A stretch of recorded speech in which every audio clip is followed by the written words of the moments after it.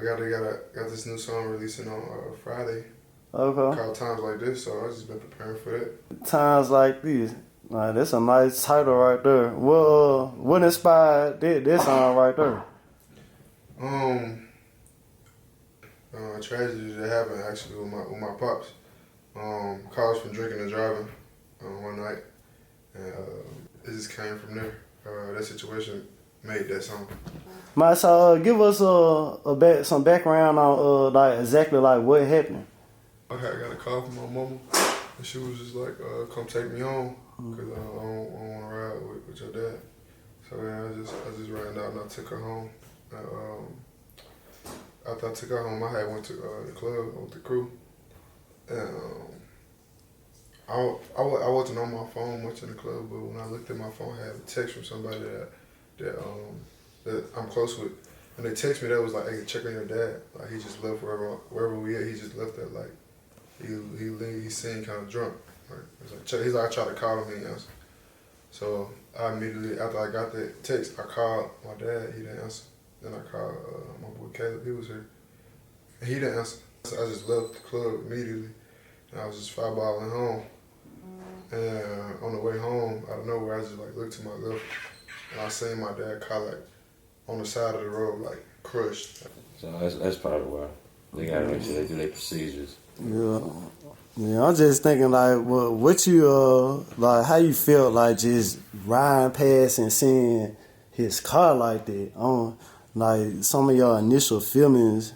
I think my initial feelings was like I thought the worst. Okay. Like, just like seeing the car, how the car was, like I just thought the worst. You know what I'm saying? And, I just thought like, cause the night low key like it was going downhill, so I just thought this is like the grand ending.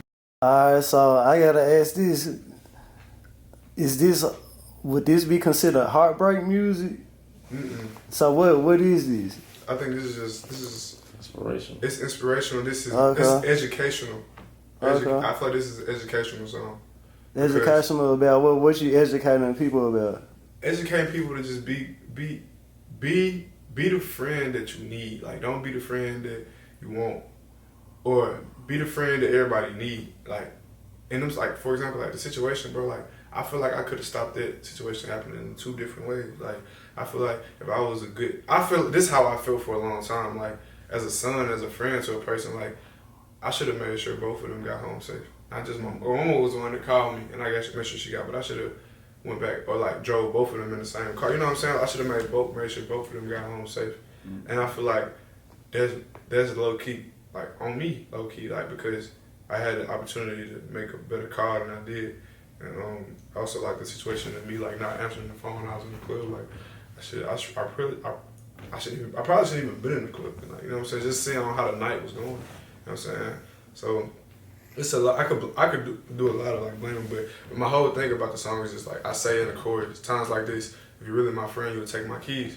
Like my dad probably wouldn't have took it well for me taking his keys that night. But as a friend, you need to do that. Like, you know what I'm saying? Or like, and just hold your people responsible. Like, you know what I'm saying? You got a homeboy doing YouTube. Like, when nigga do YouTube, when shit get hard, it's like, bro, like, stay on business. Like, you good. Like, I'm gonna tell him what he need to hear. If he ain't making the best content, the right content, I'm gonna tell you, hey, bro, your content, you slacking. Like, get back on your game. Like, just holding your people responsible. You feel what I'm saying? Like, that's kind of my message. Is like, if you a good friend, if you a real friend, you're not gonna care about hurting your friend's feelings if it's for better. You know what I'm saying? So that's what I'm preaching in this song overall. You know what I'm saying? It's just, if you got, everybody say they real friends, they real niggas, they real this, they real that. You gotta do the stuff that make you a real person. Like, that's the type of stuff that make you a real person. I feel like. What was the conversation when he first got home? And he's good, he's recovered, or he's already went through the recovery process, or he's actually in it. Like, what was the first conversation, or what was that feeling? My first conversation was. It could have been you ain't took the trash out. It could have been something like that. No, it was on the phone. It was on the phone. I was in Vegas at the time. I literally made the song the day before he woke up. So wow. So like the next day or maybe he woke up before that. I just didn't know. But he called me the next day, and that was my first time hearing his voice since December 11th. So that's probably like January 20 or something. That was my first time hearing his voice since then. He called me, he was on the phone, and we was just, I was telling him that I'm happy to hear his voice, and that, you know, he can't drink no more. It was just, you know, I can't really remember it in depth, but it was just really just like a joyful conversation, just being happy to hear each other, and, you know what I'm saying, be back, you know what I'm saying, conscious and stuff like that. Yeah, that's it, man. That's refreshing right there, man. Yeah. Is there anything you would like to say to your dad? Yeah. I'll tell him that, basically what I'll be telling him all the time is the future holds more than the past. So we ain't gonna sit and think about that. We're just gonna keep going and get back to where we left off at, and keep making this money and keep making these. And keep influencing the culture. How did it affect you, like, as far as you, like, your recording process or even having to do business, you know? Because I know Coach is a strong person. I know he'd want you to handle the business as well as dealing with this as a, you know what I'm saying, as a human being. Mm-hmm. So how was it tough managing those feelings and you trying to stand on business at the same time? Like, was it a conflict? Yeah, I mean, at the beginning of it, like the first few days, it was kind of just like I really didn't want to be around nobody for real. I was just like trying to be at the hospital every day, all day.